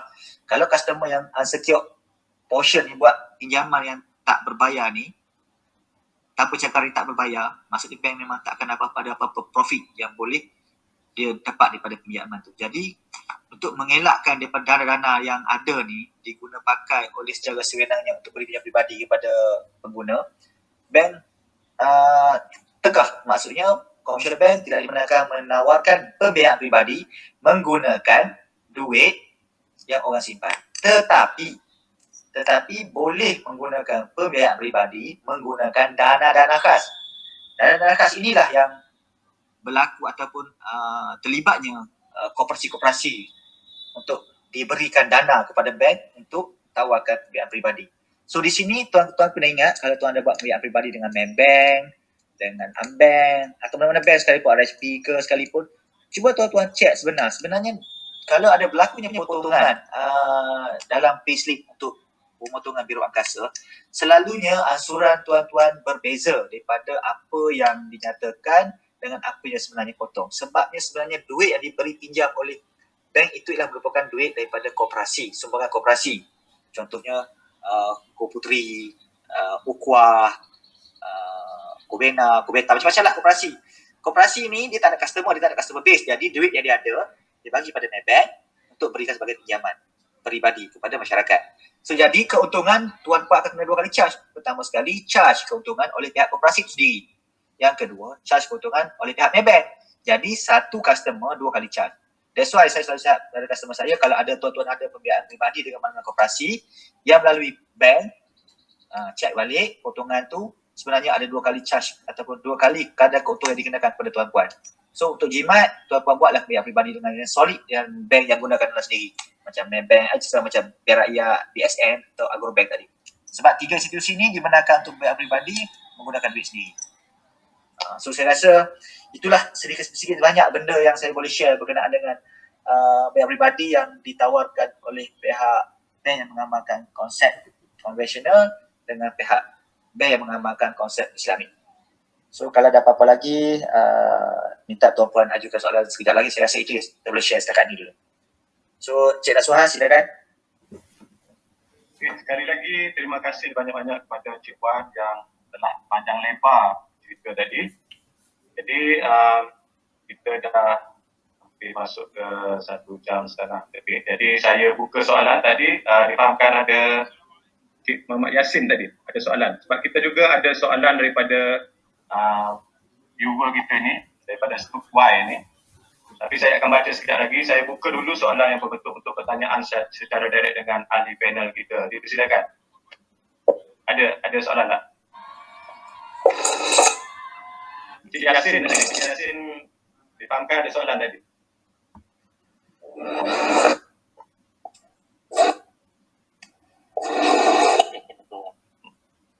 Okey, mungkin Cik Yassin dan keluar tadi tu. Siapa kita, mungkin dia akan masuk balik sekejap lagi. Kita terus pergi kepada soalan daripada seorang pendengar kita ini yang saya akan bacakanlah. Salam tuan, saya ingin bertanya berkaitan dengan pajak gadai Ar-Rahnu dan pajak gadai konvensional. Apa kelebihan yang terbaik untuk pelanggan terima melalui pajak gadai Ar-Rahnu? Jadi saya rasa untuk Ar-Rahnu ni saya serahkan kepada Encik Soleh lah untuk menerangkan. Dia ingin tahu berkaitan dengan apa kelebihan yang terbaik untuk pelanggan melalui pajak gadai Ar-Rahnu ni lah. Dipersilakan.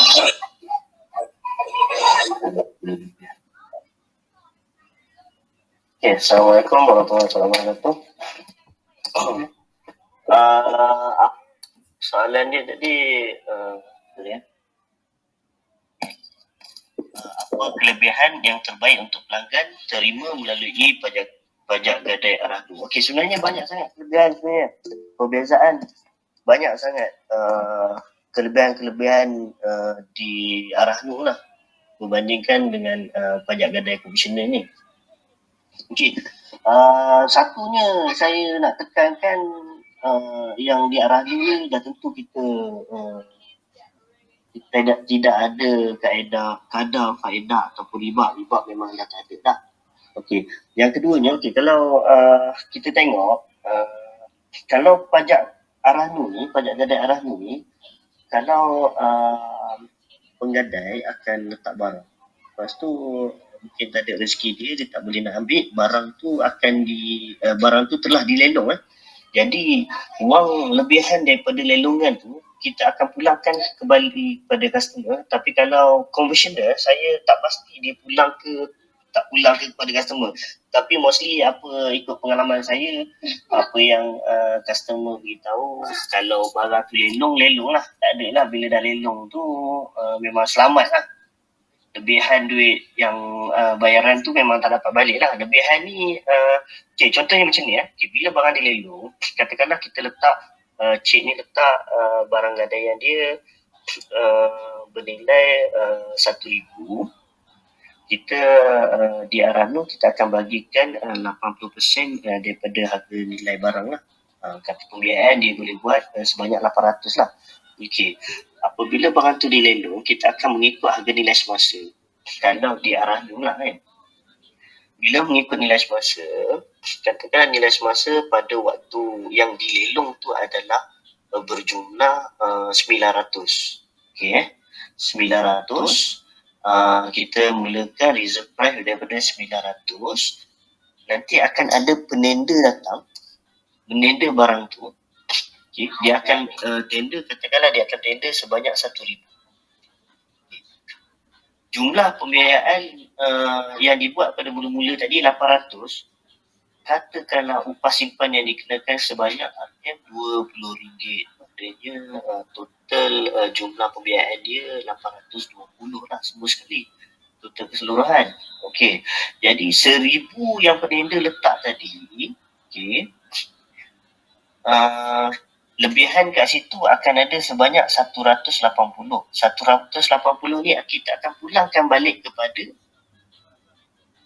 penggadai tadilah. Kalau di Arahnu lah, tapi kalau di conventional saya tak pasti dia pulang ke tak. Tapi mostly apa yang customer saya cakap memang tak pulang lah. Okey, yang ketiganya, kalau di Arahnu ni kita punya barang kemas yang penggadai letak tu sangat selamat. Barang kemas tu memang selamat lah. Bila kita buat Arahnu ni, ada cover insurans ke dia punya apa tu barang kemas? Barang kemas kita cover atas nilai barang. Ada barang. Okey. Simpanan tu memang selamat lah. Kalau customer datang yang mana pernah letak Arahnu ni, dia sendiri nampak mana teller tu sendiri akan seal betul-betul depannya. Kita wajib untuk teller ni dia kena seal, maksudnya bila kita dah simpan barang tu, bila dia dah kata barang tu kita simpan dalam plastik, kita akan seal. Maknanya kita akan customer sendiri tengok, pastikan barang tu memang dah tak boleh keluar daripada plastik tu sendiri lah. Maknanya kalau secara logiknya memang barang tu tak boleh keluar lah. Kalau bila dia tebus barang nanti, dia akan tengok plastik yang sama juga. Macam tu jugalah. Kalau Arahnu ni lah. Kalau di conventional, saya tak pasti, Allah Alam macam mana. Okay. Camatan yang kita bagi sangat rendah. Sangat rendah lah. Iaitu kita bagi 0.75 sen setiap 100 daripada nilai emas gadaian dia letak tu lah. Nilai emas bukan daripada nilai pembiayaan yang dia buat. Nilai emas katakanlah harga dia 10,000, jadi 75 sen daripada setiap 100 daripada 10,000 tu lah. Bukan daripada nilai pembiayaan yang dia dapat tu. Nilai pembiayaan kita akan bagi 80% macam saya cakap tadi lah. Okay.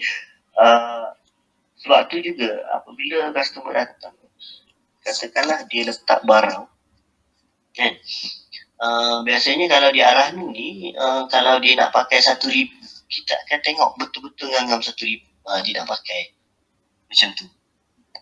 Tapi kalau di pajak gadai, dia nilai pembiayaan tu dia larang, maknanya kita tak tahu. Okey, kita letak barang kemas, okey, contohnya pergi kat kedai Acong ni kan. Acong ni saya mau letak barang, ini barang saya 10 gram kan, 10 gram, katakanlah 10 gram, nilai barang lebih kurang sekarang dalam 2,530 sebab harga emas sekarang 253 untuk air semalam lah. Okey, 2,530 harga emas. Tapi di bank rakyat kita dah bagi syak-syak. Okey, cik, harga barang cik 2,530, kita akan bagi pembiayaan 80% lah daripada 2,530. Kalau di konvensional, kalau kita pergi harga barang 2,530, hari ni you dapatlah 1,500 macam tu. Dia tak fix. Amount pembiayaan tu tak fix. Kalau di pajak gadai konvensional lah, saya tak kata Cina je banyak pajak gadai konvensional ni, kita sendiri boleh tengok sebenarnya kan. Sekarang ni dah banyak bank-bank dekat Malaysia sendiri yang dah ada buat pajak gadai, termasuk Agrobank ataupun pejabat pos sendiri ada. Felda pun ada sebenarnya. Felda dia ada Ahran, Yapim. Yapim pun sebenarnya ikutkan pengasas Arahnu ni, kita bank rakyat yang melopori dulu untuk membuat pajak gadai Islam ni, Arahnu ni. And then Yapim dia follow kita daripada belakang lah. Tapi sebab dia memang produk Yapim ni khas Arahnu je. Dia memang tumpu pada Arahnu sahaja. Yapim ni lah. Dia nampak dia nampak lebih advance lagi lah sebenarnya. Kan? Okey. Nilai gadaian tidak merosot. Okey. Kalau disimpan letak barang ataupun gadai kat di Arahnu ni, nilai gadaian kita memang tidak akan merosot. Maksud situ, nilai gadaian bagi barang yang kita ingin tebus mulut, dia tidak merosot, tidak berubah, tidak akan berlaku penyelenggan. Sebab kita memang dah ikut konsep-konsep yang kita dah train dah semua. Kita punya tele-tele lah sebenarnya. Tak ada lah isu kes berat lari ataupun pendek ke apa ke kan. Kalau di bank ni dia memang ada duit kawalan, duit kontrol. Memang dari segi isu penyelenggan tu memang tak ada lah. Okay. Yang lain lagi, okey, kalau kita gadai di Arahnu ni, sebelum lelong, bezanya kita dengan komisioner ni, Arahnu dengan komisioner ni, sebelum lelong kita akan memberi notis peringatan kepada pegadai ni. Dia kalau macam komisioner ni ada customer tu dan dia datang, dia cakap saya punya barang ada di kedai A ni kan. Okey, saya mau ambil barang, lepas tu nak letak di Arahnu ceritanya.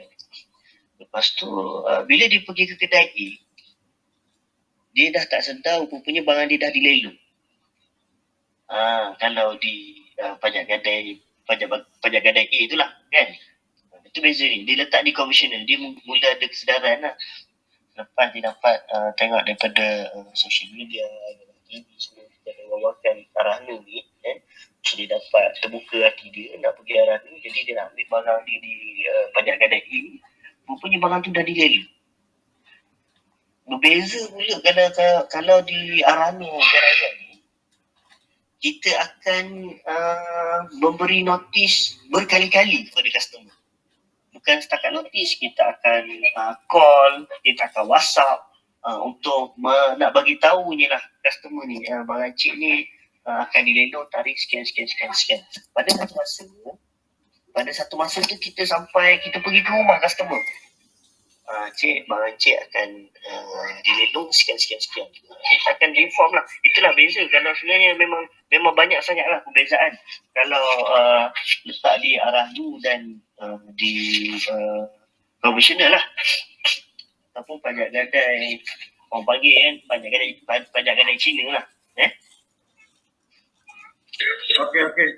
Encik Soleh, bukan Encik Soleh sebab kita agak membutuhkan masa sebenarnya ni. Jadi sebenarnya kita ada satu soalan lagi. Jadi terima kasih kepada Encik Soleh penerangan tadi berkaitan dengan Arahnu tadi. Boleh, tak masalah. Okey, terima kasih banyak. Boleh, kalau ni audien kalau ada nak tanya direct dengan saya pun boleh hubungi saya terus. Sebenarnya boleh WhatsApp Ataupun untuk saya mengenai arah cari nombor yang boleh menghubungi Encik Soleh.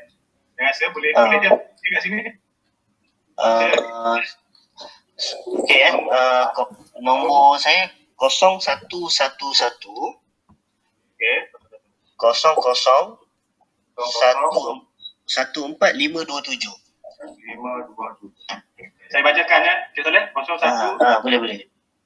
0014 527. Nombor saya. Kalau ada apa-apa mengenai yang Ranu yang masih lagi tak faham, boleh direct dengan saya lah. Okey, baik. Terima kasih Encik Soleh. Okey, sama-sama. Baik-baik. Okey, terima kasih sekali lagi Encik Soleh. Seterusnya soalan yang terakhir, kita sebenarnya agak kesulitan masa dah pukul 12 tapi sekarang ni sebenarnya baru nak panas lah orang kata, baru nak agak menonokkan perkongsian kita pada hari ini. Jadi soalan yang terakhir ni dan juga saya minta mungkin soalan ini kita tujukan kepada Encik Wan. Mungkin boleh jawab secara padat dan ringkas lah Cik Wan ya. Sebabnya kita agak kesulitan masa dan sebenarnya. Okey, soalan ini berbunyi begini Cik Wan. Bagaimana jika seseorang penjawat awam itu yang telah ada akaun pinjaman peribadi telah ditamatkan pekerjaan? Bagaimana status pembayaran pinjaman beliau? Adakah perlu untuk membayar secara pukal baki pinjaman ataupun ada alternatif untuk bayaran secara ansuran seperti bayaran ketika beliau tadi dalam keadaan? Macam mana tu Cik Wan? Boleh terangkan tak? Silakan. Okey, terima kasih Lan tu ya. Okey, kebetulan selama beberapa tahun berkhidmat dalam bidang banking industri ni, saya juga pernah menjawab atau pernah memegang posisi sebagai ketua unit pentadbiran pembiayaan, which is yang mana bertanggungjawab sepenuhnya ke atas akaun-akaun yang macam sebut tadi lah, dibuang kerja ataupun diberhentikan kerja ataupun dia berhenti sendiri. Maksudnya akaun-akaun yang pelanggan-pelanggan kami tidak lagi mampu untuk membuat ansuran bayaran seperti biasa setiap bulan.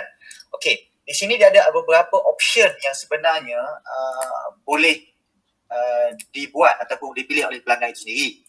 Okey, antaranya saya suka nasihatkan pelanggan saya sekiranya boleh berhubung terus dengan bank ataupun cawangan asal di mana dia buat pembiayaan, sebab bagi kami di bahagian collection atau recovery ni, kita masih lagi boleh mempertimbangkan apa yang kita panggil skim restructure ataupun reschedule. Dia berbeza restructure dengan reschedule.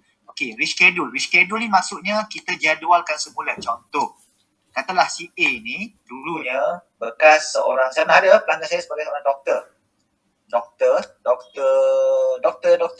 perubatan, tapi disebabkan dia ada tekanan masalah atau depression, dia memilih untuk berhenti kerja.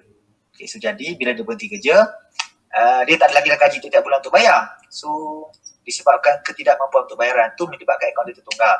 So jadi bila akaun dia tertunggak, kami di peringkat awalnya hanya sekadar menelefon untuk maklumkan akaun tu tertunggak, tapi dia kata dia dah tak ada sumber bayaran sebab dah tak bergaji. Dia tak boleh kerja, dia jadi macam depression.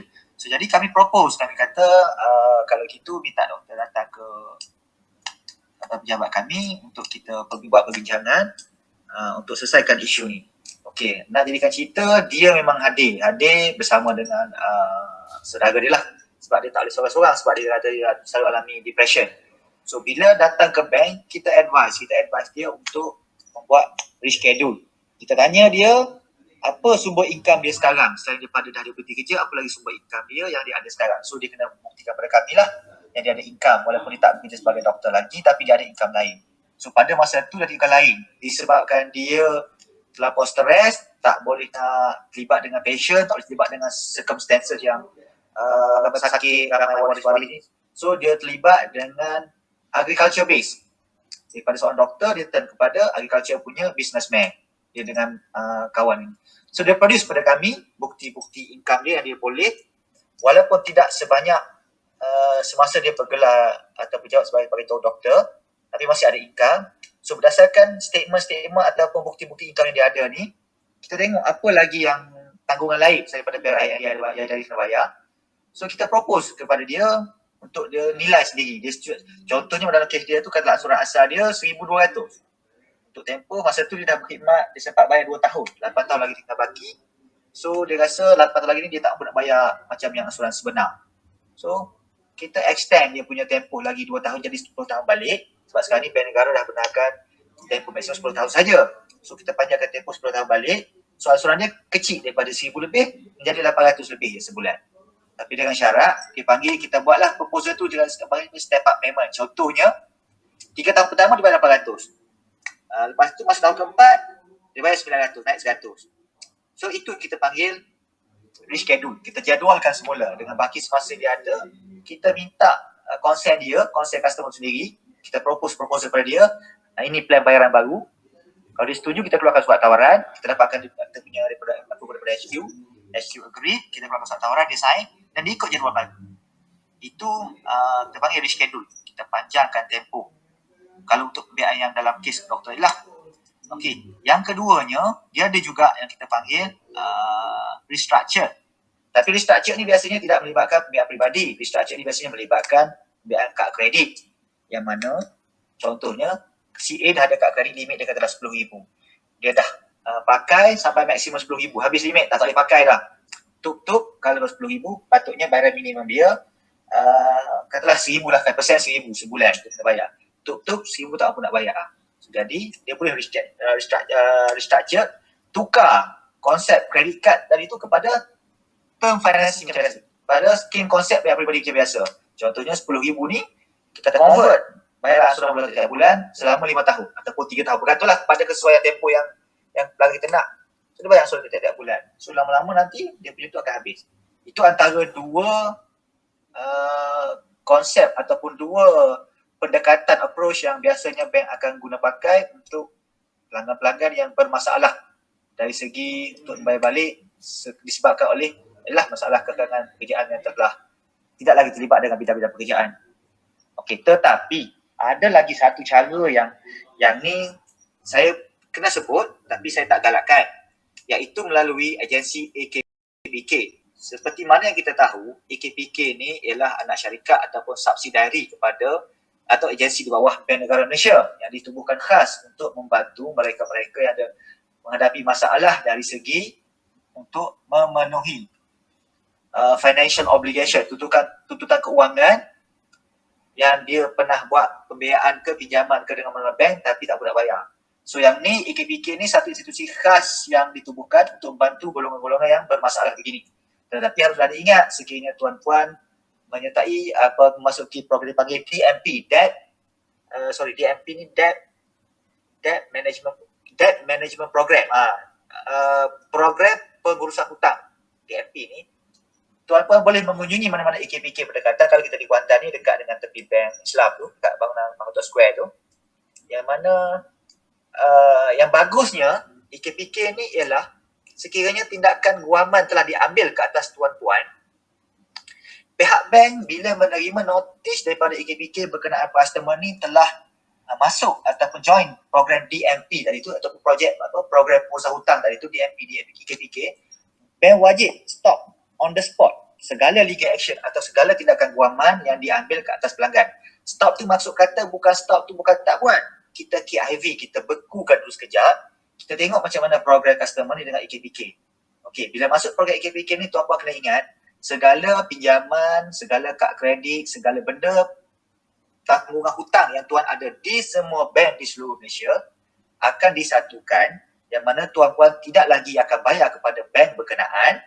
Tuan-puan sebaliknya akan bayar terus kepada AKPK. AKPK akan aturkan agihan bayaran tu kepada bank-bank yang terlibat dalam tuntutan kepada tuan. Contoh katalah tuan-puan ada satu pinjaman rumah RM1,000, ada satu pinjaman kereta RM800, ada satu pinjaman peribadi RM500. Sepatutnya tuan bayar kepada 3 bank berbeza. Pinjaman kereta kepada bank ni, pinjaman pembiayaan perumahan kepada bank ni, pembiayaan peribadi kepada bank ni. So tuan pergi kepada 3 tempat berbeza, yang mana nilainya tadi RM1,800, RM500, RM2,300 kepada 3 tempat. Okey, bila tuan-puan join program DMP ataupun Debt Management Program ni, tuan-puan pergi ke AKPK memaklumkan kepada pihak AKPK, saya tak mampu lagi nak bayar 1,800, 500. Saya hanya mampu bayar katalah 1,500 untuk tiga-tiga ni. AKPK akan buat pengagihan kepada tiga-tiga organisasi ni dengan syarat tiga-tiga organisasi ni mestilah bersetuju dengan pelan pembayaran yang diatur oleh pihak AKPK. Tetapi harus diingat, pada masa yang sama bila tuan-puan join atau masuk program DMP ni, tuan-puan punya credit worthiness kita panggil, ataupun kita panggil kemampuan kredit tuan-puan akan tidak lagi dinilai oleh bank. Maksudnya kalau tuan tiba-tiba lah tuan masuk DMP program, tiba-tiba lepas 4 tahun tuan kata, aku nak beli kereta baru lah, nak buat kereta baru, sorry, minta maaf. Pada masa ni bila tuan-puan hantar bank untuk buat pembiayaan baru dengan bank mana-mana sekalipun, bila tuan-puan submit je financing ni, di rekod sikris tuan-puan akan ada remark K. K itu merujuk kepada tuan sebenarnya masih di bawah program AKPK. Yang mana selagi program AKPK itu tak habis dibayar sepenuhnya, tuan-puan selalunya permohonan tuan-puan ke mana-mana bank sekalipun buat pembiayaan akan di-reject sebab remark K dalam rekod sikris tu. Okey, apa itu sikris? Saya rasa semua orang tahu. Kalau tuan-puan nak tengok sikris tu apa, tuan-puan boleh pergi ke AKPK dekat Dar Islam tu, bawa IC tuan-puan sendiri, pergi sana minta saya punya sikris. Boleh, boleh dari sikris. Dalam tu dia nampak semua apa-apa hutang, apa-apa pembiayaan tuan ada dengan mana-mana bank di seluruh Malaysia. So saya rasa untuk soalan tadi, saya rasa 3 jawapan ni ataupun 3 approach ni, saya rasa selalu digunakan pakai oleh mana-mana bank sekalipun dalam membuat tuntutan ataupun mencuba untuk nak buat recovery effort daripada pelanggan-pelanggan yang tak mampu bayar tadi. So saya rasa itu saja yang boleh saya explain untuk kali ni lah. Kalau ada apa-apa nanti, ada apa-apa lagi yang tuan-puan nak tanya, saya cuba jawab apa yang setakat mana yang saya mampu. Okey, terima kasih Cik Wan. Itu sangat berinspirasilah kita daripada penerangan yang diberikan oleh Cik Wan tadi. Walau bagaimanapun sebenarnya kita kesuntukan masa sebenarnya. Jadi saya rasa saya boleh sebagai kesimpulan adalah menjadi tanggungjawab kita semualah untuk mengutamakan ataupun memilih kebaikan Islam sebagai penyelesaian kepada masalah-masalah dan juga ketidakadilan yang diakibatkan oleh perbaikan konvensional. Ini adalah kerana perbaikan Islam lebih terus menjaga nilai-nilai individu serta keadilan sejagat bagi masyarakat lah. Malah melalui perbandingan yang telah dinyatakan dalam perbincangan kita tadi, jelas bahawa perbaikan Islam lebih menguntungkan dan bersikap adil terhadap semua pihak.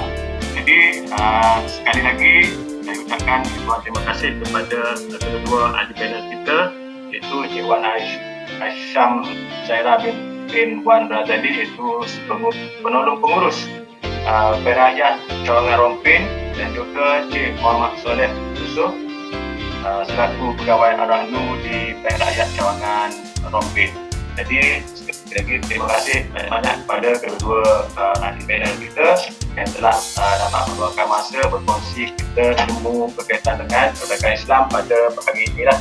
Jadi saya tutup sesi webinar kita ataupun forum kita pada hari ini dengan wabillahi taufiq wa hidayah. Wassalamualaikum warahmatullahi taala wabarakatuh.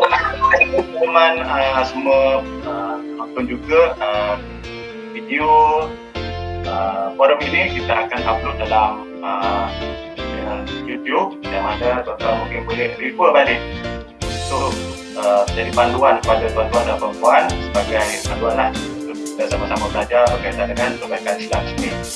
Itu saja daripada kami. Terima kasih sekali lagi kepada ahli panel dan juga kepada semua penonton yang sudi masuk dan juga bersama-sama kami pada hari ini bagi kita menambahkan ilmu berkaitan dengan perbaikan Islam. Dan sekali lagi, wabillahi taufiq wa hidayah. Wassalamualaikum warahmatullahi taala wabarakatuh. Sekian, terima kasih.